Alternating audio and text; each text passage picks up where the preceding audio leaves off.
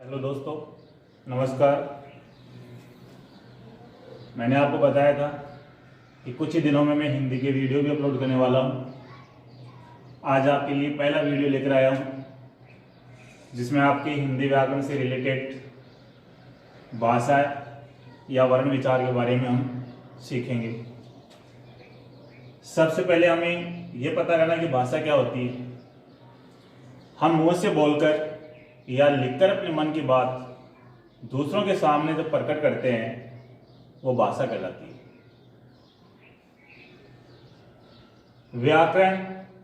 व्याकरण क्या होती है? वह रचना जो भाषा का विश्लेषण करती है उसे व्याकरण कहते हैं। भाषा का क्या करती है? विश्लेषण करती है, उसको क्या कहते हैं? व्याकरण कहते हैं। फिर है लिपि। भाषा की ध्वनियों को जिन लेखन चिन्हों में लिखा जाता है उसे लिपि कहते हैं। भाषा की ध्वनियों को जिन लेखन चिन्हों में लिखा जाता है उसे क्या कहते हैं? लिपि कहते हैं। जैसे देवनागरी लिपि में हिंदी भाषा को लिखा गया है, अंग्रेजी को रोमन भाषा में लिखा गया है, ग्रीक भाषा है, यानी बहुत सारी भाषाएं हैं। तो भाषा की ध्वनियों को जिन लेखन चिन्हों में लिखा जाता है उसे क्या कहते हैं? लिपि कहते हैं। फिर आता है वर्ण। वर्ण का मतलब होता है अक्षर। वर्ण का मतलब क्या होता है? अक्षर।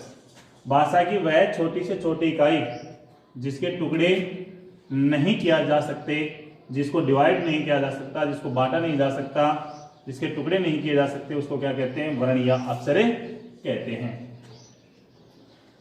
स्वर वे ध्वनियां जिनके उच्चारण में, ऐसी ध्वनियां जिनके उच्चारण में हवा फेफड़ों से उठकर, किससे उठकर? लंग्स जो हमारे होते हैं फेफड़े, उनसे उठकर निर्बाध रूप से मुंह या नाक के द्वारा बाहर निकल जाती है। किसके द्वारा? मुख और नाक के द्वारा बाहर निकल जाती है। अर्थात कह सकते हैं कि जीभ या होठ का कहीं भी परस्पर स्पर्श नहीं करता और वायु से कहीं भी वो ध्वनियां घर्षण नहीं करती। क्या नहीं करती? घर्षण नहीं करती। वो क्या कहलाती हैं? स्वर कहलाती है। क्या कहलाती हैं? स्वर कहलाती है। अब देखते हैं आगे व्यंजन।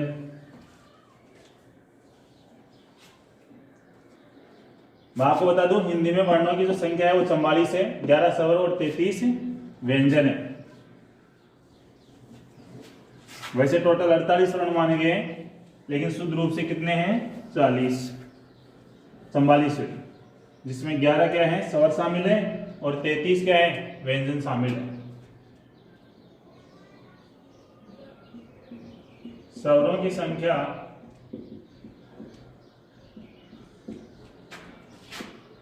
संख्या 11 है, लेकिन शुद्ध स्वर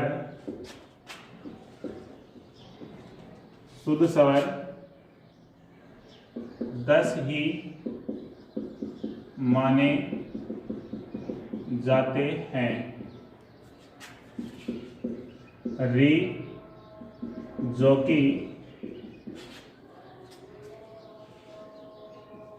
रे प्लस रे व्यंजन प्लस ई स्वर का संयुक्त रूप है। स्वरों की संख्या 11 है, लेकिन शुद्ध स्वर 10 ही माने जाते हैं। री जो है वो रे व्यंजन और ई स्वर का क्या है? संयुक्त मिला हुआ रूप है। ए, आ, ई, उ,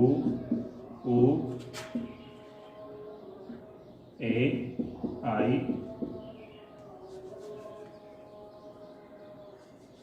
ए, आ, ई, री, उ,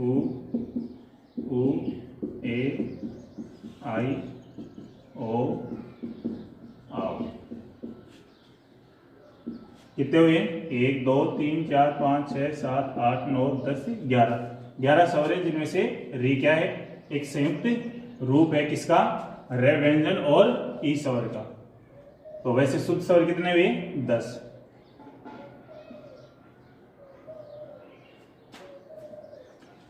लास्ट में जो आता है अंग और अह, इसका मतलब होता है अनुस्वार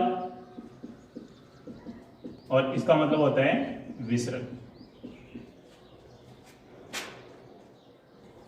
अब देखते हैं व्यंजन। ऐसे वर्ण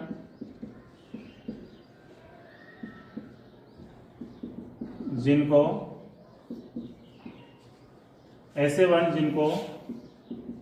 बोलने के लिए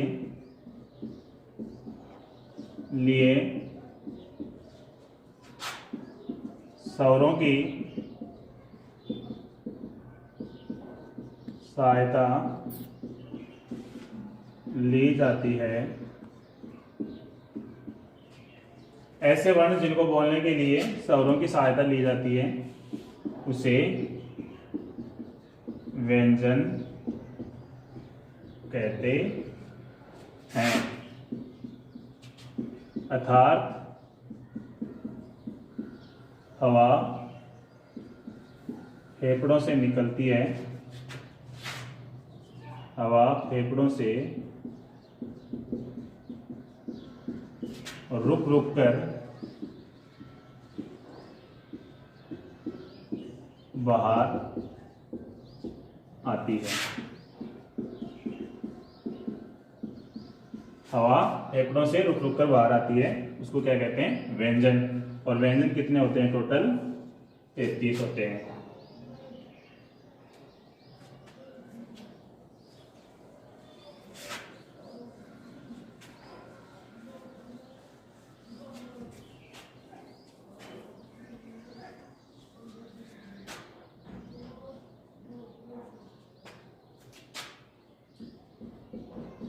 वर्णों का वर्गीकरण।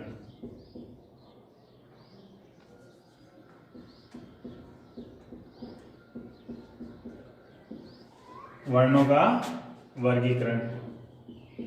वर्ग, स्वर व्यंजन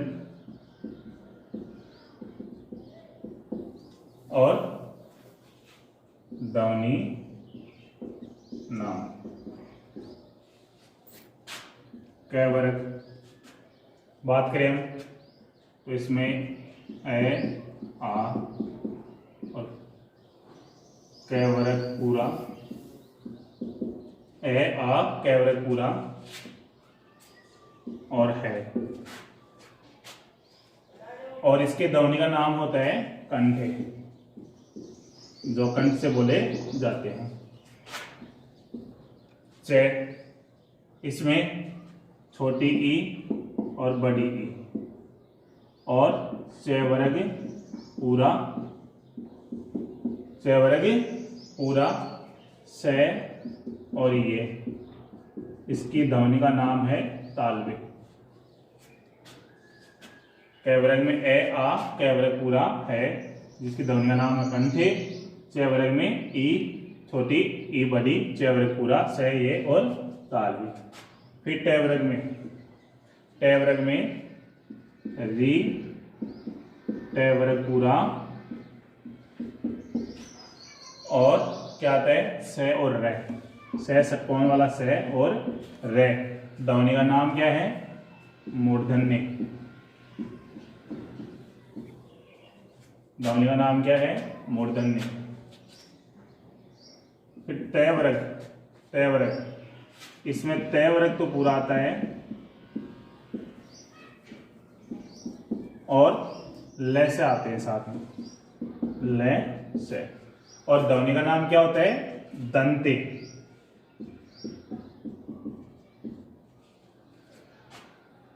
इसके बाद जो आता है प वर्ग, जिसमें छोटा ऊ और बड़ा ऊ और साथ में प वर्ग पूरा। और इनकी ध्वनि का नाम क्या है? इससे बोलते हैं ओष्ठे, यानी होठों से।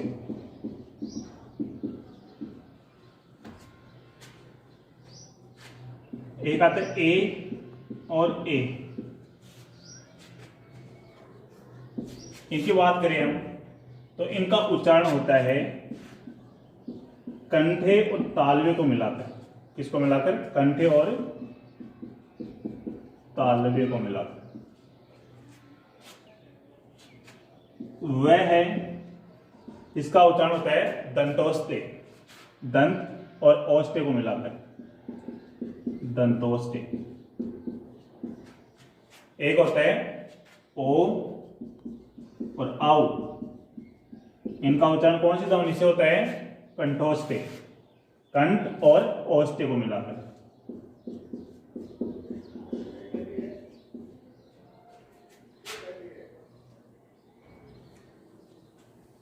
ये वर्ग है, ये स्वर व्यंजन जो शामिल किए गए कौन सी ध्वनियों में, वो ध्वनियों के नाम है।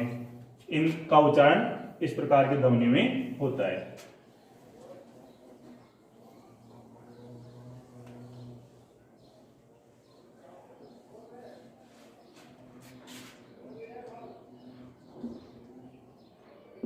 ये रे ले व, ये किस प्रकार के व्यंजन है?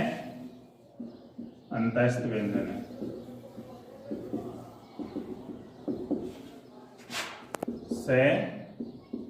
से है, किस प्रकार के व्यंजन है? उसमें व्यंजन है। क्षय त्रे गे श्रेय, किस प्रकार के हैं? संयुक्त व्यंजन है।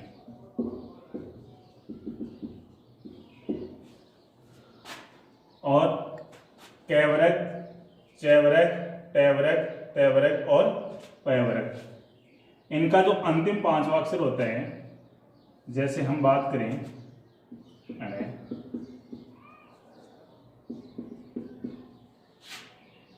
और